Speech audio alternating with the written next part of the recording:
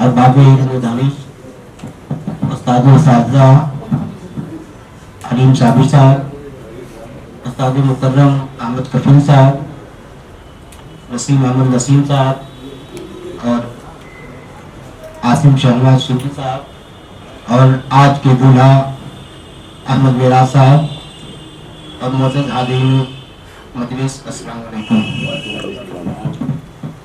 ये मेरे लिए एजाज की बात है कि इनका पहला मजमू गज़लों का जो मजमूआ आया था उसकी रस्म इजरा जो हुई थी वो दिल्ली के होटल रिवरव्यू में हुई थी। उस वक्त मैं वहाँ मौजूद था, तो मेरे लिए ये भाई से शर्फ है और कि आज इनके इस अव्वलीन हाइकों के दीवान में भी वहाँ मैं इजहार ख्याल नहीं कर पा सका था।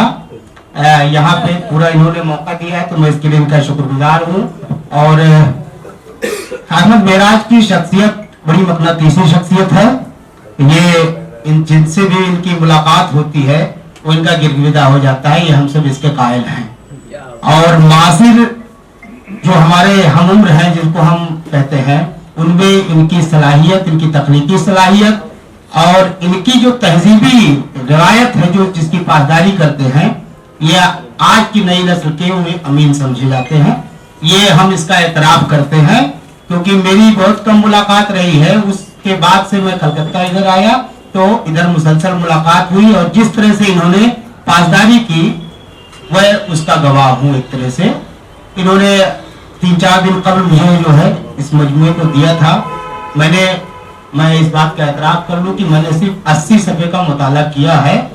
उसकी रोशनी में मैंने अपनी कुछ बातें लिखी हैं इनके मजमूए के हवाले से और उसकी वजाहत की है कि इनके यहाँ किस तरह की रवायती चीजें हैं और तहजीब जो हमारी मिटती जा रही है, मौजूदा मसाइल कैसे हैं और हाइको के सिंफ में इनकी अख्तराई जो तबीयत है वो किस हद तक इसमें हामिल है, इनको कहाँ शिकवा है, किससे शिकायत है, जमाने से क्या शिकायत है, मासरीन से क्या शिकायत है, लिखने पढ़ने के फन जो बेकारी का मशगला है उससे क्या इनकी वो है। साथ ही ओल्ड एज होम का जिक्र आएगा, जो बाप बेटे के रिश्तों के दरमियान फासला है उसका हाइको में जिक्र करेंगे।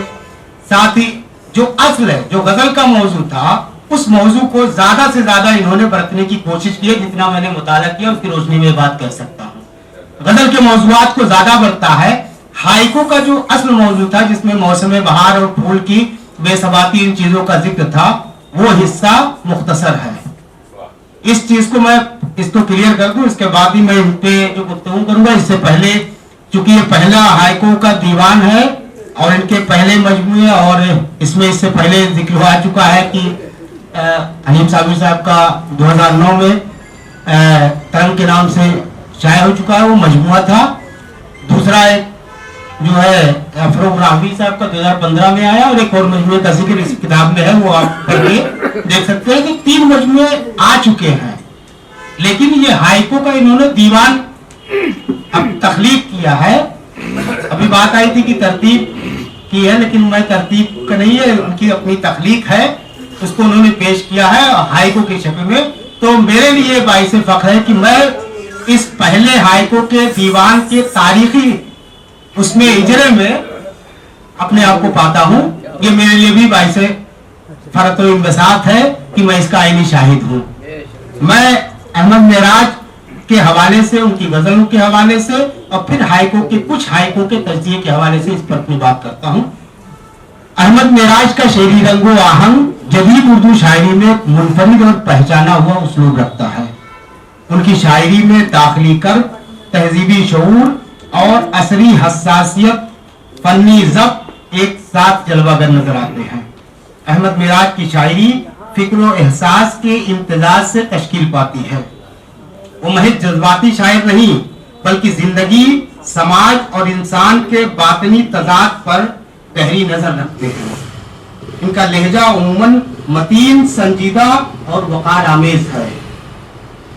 चीखो पुकार या सतही जज्बातियत के बजाय ठहरा हुआ दर्द और गहरी मानवीयत इनके कलाम की शनाख्त है।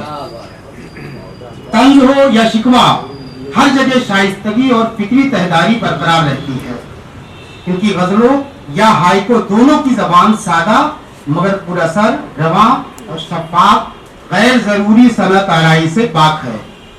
और ये रोजमर्रा अल्फाज में बड़े मफाहिम अदा करने का हुनर रखते हैं, जिससे कारी पर कलाम का असर देरपा होता है। गजल और हाइको में इनका इम्तियाज ये है कि गजल में ये रवायत और जदीद हिस्सियत के दरमियान एक पुल कायम करते हैं, और हाइको में इख्तिसार, इलामत और लम्हाती तासुर इनके शेरी मिजाज का खास वस्फ है, जहाँ कम अल्फाज में गहरा मफहूम सिमो देते हैं। इनके यहाँ इलामतें फितरत से माकूस और असली तजर्बे से हम आहंग, गैर मुबहम और बामाने होती हैं, जो शेर को तहदार बनाती हैं। अहमद मेराज का शेरी रंगो आहंग, संजीदा फिक्र, लतीफ एहसास और फन्नी तवाज़ुन का हसीन इम्तजाज है। वो कारी को चौंकाते नहीं बल्कि आहिस्ता आहिस्ता अपनी गिरफ्त में लेते हैं, और यही उनकी शायरी का हुस्न और इम्तियाज है। अब ये इनकी शायरी और उसके हवाले से, मैं साकुरा के हवाले से ये लफ्ज मेरे पहली बार इस मजमूए को देखा तो मेरे भी उसमें आया, तो साकुरा का मैंने इसको तलाश किया कि साकुरा दरअसल है क्या। तो इसके हवाले से मैं इस पे गुफ्तगू कर रहा हूँ कि साकुरा जापानी जबान का लफ्ज है, जिसके माना चेरी के फूल के हैं। ये फूल जापान की सकाफत में गैर मामूली अहमियत रखता है, और जिन मानों में समझा जाता है उनमें हुस्न आरजी है। साकुरा बहुत मुख्तसर अरसे के लिए खिलता है, इसलिए जिंदगी की नापायदारी और फानी हुस्न की अलामत तस्वुर किया जाता है। दूसरा पहलू जो है कि नए आगाज के मानों में भी ये मुस्तामल होता है। नए आगाज इस माने में कि जापान में तालीमी साल और कई सरकारी सरगर्मियों का आगाज साकुरा के मौसम में होता है, इसलिए ये उम्मीद और तजदीद की अलामत भी है। इसके अलावा अदबी और जमालियाती अलामत के तौर पर भी इस्तेमाल किया जाता है। शायरी, मुसव्विरी और अदब में साकुरा को लताफत, उदासी, खुशगवार और लम्हाती मसरत की इस्तियारे के तौर पर इस्तेमाल किया जाता है। अहमद मेराज ने अपने हाइको में इन तमाम पहलुओं को सामने रखा है और उसे अपने शायरी में बरतने की पूरी कोशिश की है।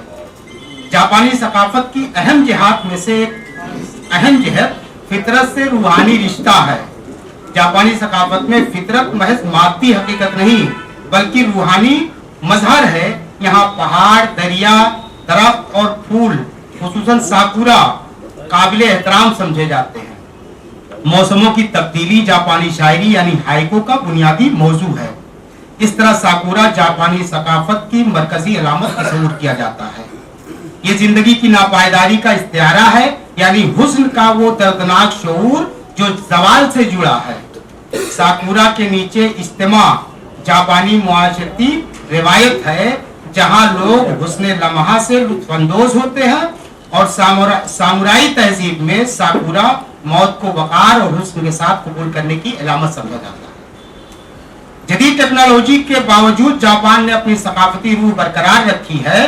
कदीम त्योहारों और ज़बान अदब और जमालियात आज भी जिंदा है। रिवायत और जिद्दत का इम्तिजाज जापानी तहजीब की इनफरादियत है, और इन तमाम चीज़ों को इन्होंने अपनी शायरी में बरतने की कोशिश है। ये अहमद मेराज का इम्तियाज है।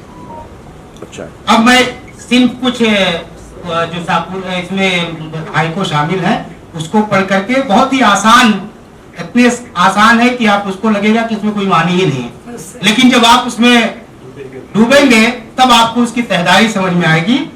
पहला ही इनका है कि होगी तेरी तौकीर, होगी तेरी तौकीर, सिनफे सुखन है हाइको भी, कर उसको तहरीर। बज़ाहिर सिर्फ यह है कि एक सिनफ है, इसको तहरीर करना चाहिए, इतनी सी बात है। लेकिन इन तीन जुमलों में, तीन मिसरों में कितनी बातें हैं, मैं उसकी एक मिसरे के हवाले से उसकी परत खोलने की कोशिश करता हूँ। इस हाइको में शायर निहायत इख्तिसार के साथ हाइको सिनफे सुखन की कदर मंजिलत को उजागर करता है। पहले मिसरे में होगी तेरी तौकीर में एक पेशीन गोई और एतमाद का लहजा है। शायर को यकीन है कि हाइको जो उर्दू में निस्बतन नई और मुख्तसर सिन्फ है, अपनी अदबी अहमियत मनवा कर रहेगी। और अहले अदब से इज्जत व पजीराई हासिल करेगी। जबकि दूसरे मिसरे सिनफे सुखन है हाइको भी में शायर वाज़ेह तौर पर हाइको को एक बाकायदा और मोतबर अदबी सिन्फ करार देता है। यहाँ भी का लफ्ज खास तौर पर मानाखेज है, जिस बात की तरफ इशारा करता है कि हाइको को अगरचे गजल, नज्म और दीगर क्लास की असनाफ के मुकाबले में कमतर समझा जाता रहा है, मगर इसकी अपनी शनाख्त और वक़ात है। तीसरे मिसरे कर इसको तहरीर एक दावत अमल है। शायर अहले कलम को तरगीब देता है कि वो हाइको को लिखें, बरतें और अब तख्लीकी अमल के जरिए उसे फरोग दें, क्योंकि किसी सिन्फ की हकीकी तौकीर उसके मुसलसल तख्लीकी इस्तेमाल से ही मुमकिन होती है। ये हाइको दरअसल हाइको निगारी के हक में एक अदबी ऐलान है। शायर इख्तिसार, सादगी और यकीन के साथ ये पैगाम देता है कि अगर हाइको को संजीदगी से तहरीर किया जाए तो ये सिर्फ उर्दू अदब में बावकार मुकाम हासिल कर सकती है। तख्लीक हाइको के अदबी तशक्कुश, उसकी कबूलियत और उसके मुस्तकबिल पर एतमाद की अक्कास है। अब दूसरा हाइको देखिए कि ये सब कुछ है कि इंसान कुछ नहीं देता, जो कुछ देता है वो मालिक हकीकी अल्लाह रब्बुल इज्जत देता है। इस मुख्तसर सी बात को इन्होंने हाइको के जरिए कोई क्या देगा, जो कुछ भी देगा हमको, कोई क्या देगा, जो कुछ भी देगा हमको वो मौला देगा। अब इस हाइको में शायर ने तवक्कुल, इनात और खुदा पर यकीन कामिल के तसव्वुर को निहायत इख्तिसार, सादा मगर गहरे अंदाज में पेश किया है। पहले मिसरे में कोई क्या देगा में दुनिया और अहले दुनिया से मायूसी और बेनियाजी रखती है। शायर सवालिया अंदाज में इसकी इस हकीकत की तरफ इशारा करता है कि इंसान बजाते खुद कुछ देने की कुदरत नहीं रखता, जबकि दूसरे मिसरे जो कुछ भी देगा हमको में इस ख्याल की तौसी है। अगर कुछ मिलता भी है तो वो किसी इंसान की जाती अता नहीं, बल्कि किसी आला कुव्वत के हुक्म और इरादे के तहत है। तीसरे मिसरे में वो मौला देगा। ये हाइको का फिक्री मरकज है। यहाँ शायर तमाम अताओं को खुदा यानी मौला की तरफ मंसूब करके तवक्कुल और यकीन की तकमील करता है। ये मिसरा पहले दो मिसरों में उठने वाले सवाल और तदब्बुर का रूहानी जवाब बन जाता है। ये हाइको दरअसल सूफियाना रंगो आहंग लिए हुए है, जिसमें दुनियावी सहारों के मुकाबले में रब्बानी अता पर कामिल एतमाद का पैगाम है। सादगी, इख्तिसार और मानवी गहराई इस हाइको को असरअंगेज बनाती है और कारी को तवक्कुल, शुक्र और रजा की कैफियत से हमकिनार करती है। अब एक समाजी जो सूरत हाल है, जिसपे हम लोग आर्टिफिशियल अपना फेस बना करके घूमते हैं, फेसबुक, इंस्टाग्राम और सब चीजों के हवाले से एक हाइको है। जिस जिसको परखा पाया उसके चेहरे पर मसनूई चेहरा। जिस को परखा पाया उसके चेहरे पर मसनूई चेहरा। अब ये बिल्कुल आम बात है कि हम सब उसी के शिकार हैं, कुछ वादा करते हैं और कुछ करते कुछ है। शायर इसकी तरफ कैसे इशारा करता है, यहाँ पे पूरी बात उन्होंने इस हाइको में शायर ने मुआशरती रियाकारी और बनावट पर गहरी मगर मुख्तसर तनकीद की है। पहला मिसरा जिस को परखा शायर के तजर्बे और मुशाहिदे की तरफ इशारा करता है। यहाँ परखने का लफ्ज ज़हनी व अखलाकी कसौटी पर जांचने के मफहूम में आया है, जो संजीदा फिक्री रवैये को जाहिर करता है। दूसरा मिसरा पाया उसके चेहरे पर तजस्सुस और इंकशाफ का मरहला है। कारी को एहसास होता है कि शायर किसी सच्चाई तक पहुंचने वाला है, गोया वो पर्दा उठने ही वाला है। तीसरा मिसरा मसनूई चेहरा पूरे हाइको का मानवी मरकज है। यहाँ चेहरा महज जाहिरी सूरत नहीं, बल्कि किरदार, रवैये और अखलाकी वजूद का इस्तिआरा बन जाता है। जबकि मसनूई का लफ्ज समाजी मुनाफिकत, बनावट और खुदगर्दी की अलामत है। ये हाइको जदीद मुआशरती जिंदगी का आईना है, जहाँ सच्चाई के बजाय तसन्नु और दिखावे को फरोग मिला है। शायर कम लफ्जों में एक तल्ख हकीकत बयान करता है कि बेशतर चेहरे असल नहीं रहे, बल्कि मसलहत और मफाद के नकाब ओढ़े हुए हैं। यही इख्तिसार और रमजियत हाइको की असल कुव्वत है और यही अहमद मेराज का मेराज है। अब अहले कलम से क्या शिकवा इन्होंने किया है? अदीबों का हवाले से जो बातें की है कि फायदा इसमें क्या करते हैं हम अहले कलम, फायदा इसमें क्या करते हैं हम अहले कलम, घाटे का सौदा। इस हाइको में शायर ने अहले कलम की महरूमी, बेकदरी और तख्लीकी कर्म को निहायत सादा मगर असरअंगेज अंदाज में पेश किया।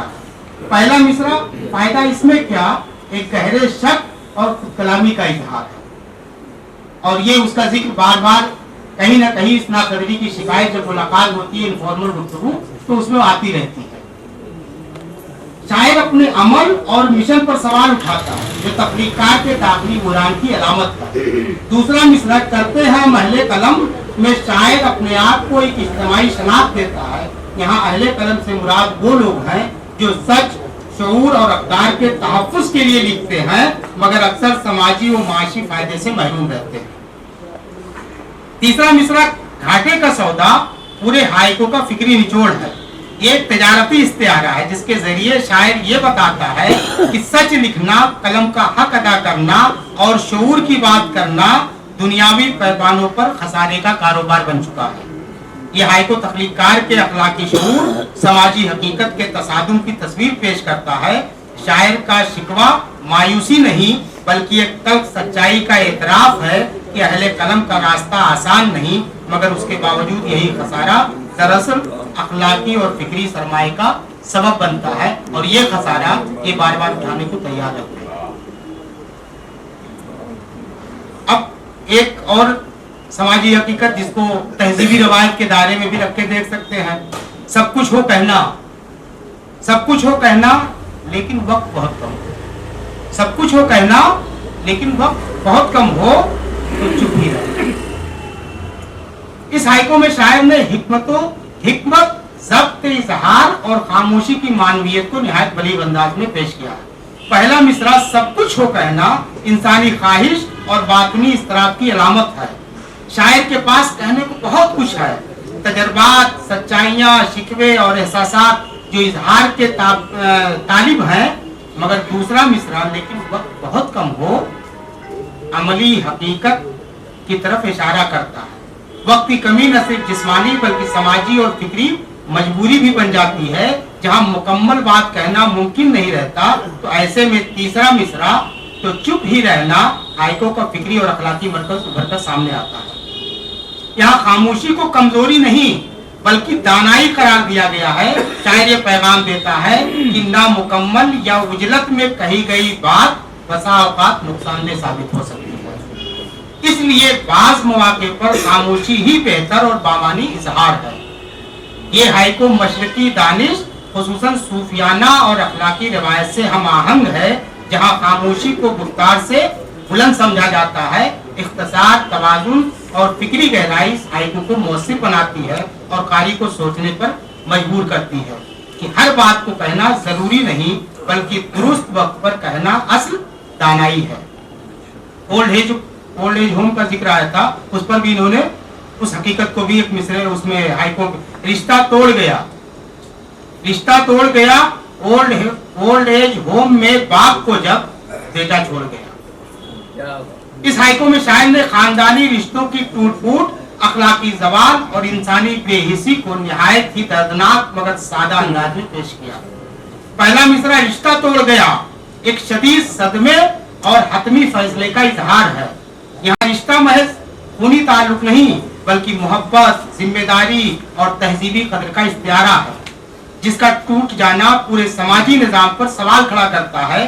दूसरा मिसरा, ओल्ड एज होम में बाप को जब जदीद समाजी हकीकत को सामने लाता है। ओल्ड एज होम यहाँ सिर्फ एक जगह नहीं बल्कि उस रवायत के जवाल की अलामत है जहाँ वालिदैन को घर और दिल दोनों से बेदखल कर दिया जाता है।